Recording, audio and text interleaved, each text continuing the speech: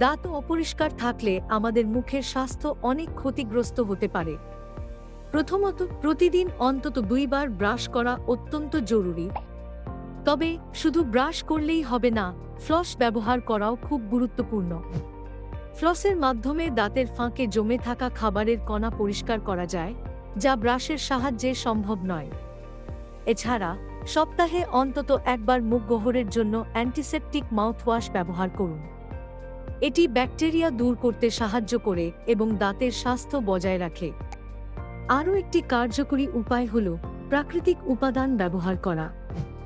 যেমন নারকেল তেল দিয়ে গার্গল করলে দাঁতের অপরিষ্কার ভাব দূর হয় এবং মুখের দুর্গন্ধ কমে। সবশেষে, নিয়মিত ডেন্টিস্টের কাছে যাওয়া ভুলবেন না। তারা আপনার দাঁতের স্বাস্থ্য পরীক্ষা করে প্রয়োজনীয় পরামর্শ দেবেন। দাঁতের যত্ন নিলে হাসি হবে আরও